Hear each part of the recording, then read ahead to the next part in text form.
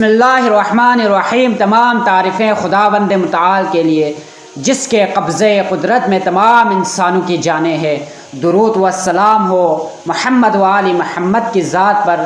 ناظرین، ایک واقعہ رسول خدا صلی اللہ علیہ وآلہ وسلم کے دور میں ایک بوڑھی خاتون جس کا ایک بیٹا تھا، اور وہ خاتون اس بیٹے سے بے انتہا حد سے زیادہ پیار کرتے تھے۔ ناظرین، ایک دن خداوند متعال نے اس کی بیٹے کی زندگی کو لے لیا۔ ناظرین، وہ خاتون بے صبر ہو گئے۔ اس خاتون کے قبیلے میں جو لوگ رہتے تھے انہوں نے رسول خدا صلی اللہ علیہ وآلہ وسلم کے پاس گئے اور رسول خدا صلی اللہ علیہ وآلہ وسلم کو یہ سارا ماجرا بتا دیا کہ ہمارے قبیلے میں ایک بوڑھی خاتون رہتی ہے، اور اس بوڑھی خاتون کا ایک نوجوان بیٹا تھا۔ خداوند متعال نے اس بیٹے کو اپنے طرف بلا لیا ہے، یعنی اس بیٹے کی وفات ہو گئی ہے۔ اب وہ خاتون بے صبر ہو گئی ہے۔ رسول خدا صلی اللہ علیہ وآلہ وسلم ان افراد کے ساتھ، ان قبیلے کے لوگوں کے ساتھ اس خاتون کے گھر گئے، اور جب گھر پہنچے تو چاروں اطراف غور سے دیکھا تو رسول خدا صلی اللہ علیہ وآلہ وسلم کو کبوتروں کا ایک گھونسلہ نظر آیا۔ رسول خدا صلی اللہ علیہ وآلہ وسلم نے اس بوڑھی خاتون سے پوچھا، کیا یہ جو میں دیکھ رہا ہوں کیا یہ کبوتروں کا گھونسلہ ہے؟ کیا اس میں کبوتر موجود ہے؟ اس خاتون نے عرض کیا، یا رسول اللہ، جی ہاں، اس میں کبوتر موجود ہے۔ رسول خدا صلی اللہ علیہ وآلہ وسلم نے اس خاتون سے عرض کیا، فرمایا، اے خاتون، ان کبوتروں کے بچوں کا کیا کرتے ہو؟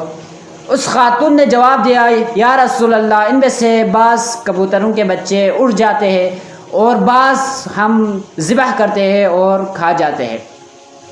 رسول خدا صلی اللہ علیہ وآلہ وسلم نے اس خاتون سے فرمایا، ان کبوتروں کی طرف دیکھو، تم ان کبوتروں کے بچوں کو قتل کرتے ہو، ذبح کرتے ہو اور کھا جاتے ہو، پھر بھی یہ کبوتر آپ کے گھر سے کبھی نہیں جاتے ہیں، یہیں پر اپنا گھونسلہ بنایا ہوا ہے، یہیں پر رہتا ہے، یہاں سے یہ کبوتر کہیں اڑ کے نہیں جاتے ہیں، اور جب آپ ان کے بچے ذبح کرتے ہیں پھر بھی یہ کبوتر یہاں پہ موجود ہوتے ہیں۔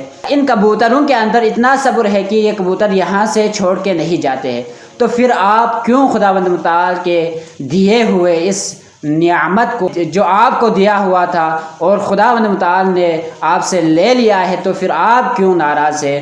آپ کیوں بے صبری کر رہے ہیں؟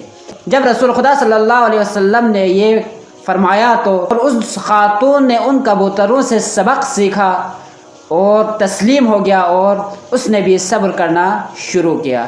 ناظرین محترم، خداوند متعال کی طرف سے ہمارے اوپر بہت سارے امتحانات ہوتے ہیں، کبھی اولاد کی شکل میں، کبھی مال کی شکل میں، اور ہمیں ہمیشہ خداوند متعال کے شکر گزار ہونا چاہیے، اور ہمیں خداوند متعال کے دیے ہوئے نعمتوں کا شکر گزار ہونا چاہیے، اور خداوند متعال کے راہ میں، خداوند متعال کے درگاہ میں ہمیشہ صبر کے دامن کو تھامے رکھنا چاہیے۔ ناظرین محترم، ان کبوتروں کی طرح، یعنی ان کبوتروں کے بچوں کو وہ خاتون ذبح کرتی تھی، پھر بھی یہ کبوتر اس جگہ کو چھوڑ کے کہیں دوسرے جگہ نہیں جاتے تھے۔ اسی طرح یعنی وہ صبر کرتے تھے۔ اسی طرح ہم پر بھی اگر کوئی امتحان آئے تو خداوند متعال کے اس امتحان کو ہم بھی صبر کے ساتھ، استقامت کے ساتھ اس امتحان کا سامنا کرنا چاہیے۔ والسلام علیکم ورحمۃ اللہ وبرکاتہ۔ ناظرین، اس طرح کے دلچسپ واقعات سننے کے لیے ہماری چینل کو سبسکرائب کرے۔ خداوند متعال آپ لوگوں کو سلامت رکھے، صحت و تندرستی عطا کرے۔ فی امان اللہ، خدا حافظ۔